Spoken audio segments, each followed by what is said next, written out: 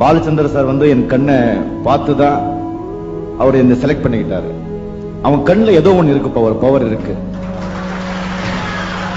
ஏதோ ஒண்ணு இருக்கு. சும்மா அப்படி பார்த்தா சொன்ன சம்திங் ஒரு ஏதோ ஒண்ணு இருக்கு அவன் கிட்ட அப்படின்னு சொல்லி என்ன சொன்னாங்க. அந்த கண்ணை வச்சுதான் உங்களை எல்லாம் நான் சம்பாதிச்சேன்.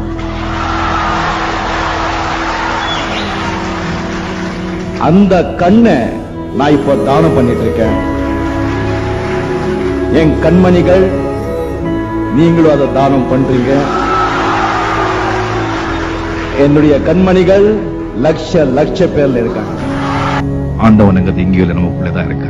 இந்த நான் இப்படி நான் அப்படி இவ்வளவு பணம் பொண்டாட்டி பந்தம் சொந்தம் அது இது அப்படி செய்யணும் ஆசைகள் எல்லாம் வச்சுட்டு அந்த நிம்மதியே இருக்க முடியாது. When ambition ends, then only peace begins. ஆசைகள் எப்போ உங்களுக்கு குறையதோ அப்போதான் நிம்மதி தானா மேலும். ரொம்ப நாளா என் மனசுல இருக்கிறது. சோ இந்த 1.25 ஏக்கர் இடம் இருக்கிற இந்த ராகவேந்திரா மண்டபத்தை நானு என் பேர்ல இருக்கிற ராகவேந்திரா மண்டபத்தை இந்த ராகவேந்திரா பப்ளிக் சாரிட்டபிள் ட்ரஸ்டுக்கு வந்து எழுதி கொடுத்திருக்கேன். அதுல ஒரு பைசாவும் என்ன வாழ வைத்த தெய்வங்களான தமிழக மக்களுக்கு நாம வந்து நல்லது செய்யணும்னு நினைக்கும் போது உடனே செஞ்சிடணுமா, கெடுதல் செய்யணும்னு சொல்லும் போது கொஞ்சம் தள்ளி போடணும். அதனால இந்த நல்ல நாளைக்கு எப்படி இருக்கும் மைண்ட் மாறுமோ தெரியாது. அதனால உடனே உயிர் எழுது. அது சரி, அது ஏன் அனௌன்ஸ் பண்ணணும்? அப்படி என்ன உயிரை வந்து எப்போ வேணா மாத்திக்கலாம், எப்ப மாத்திடலாம். ஆனா மேடையில வந்து சபையில கொடுத்த வாக்க மாத்த முடியாது. எப்பவுமே வந்து நாளைக்கு என் பசங்க மட்டும் இல்ல, எல்லாருமே இங்க இருக்கிற நாளைக்கு பத்தி நாம திங்க் பண்ணிட்டு இருப்போம்.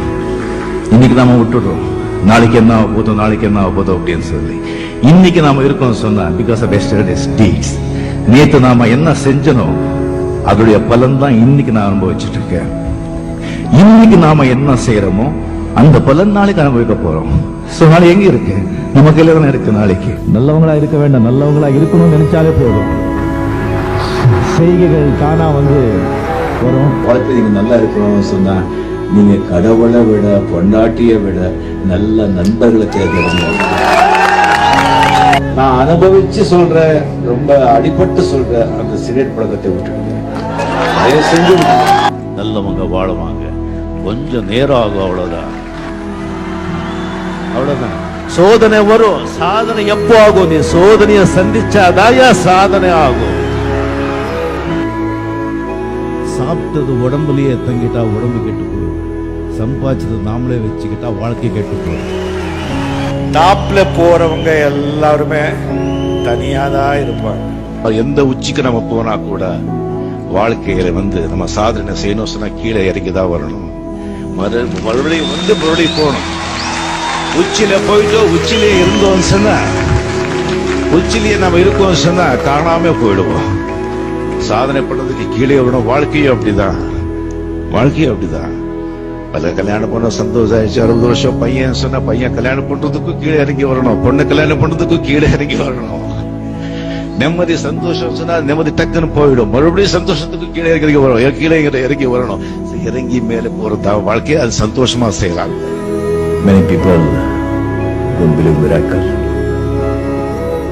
Miracles do happen. See, an ordinary bus conductor sharing a dais with the greatest living legends. It's a miracle. Miracles do happen.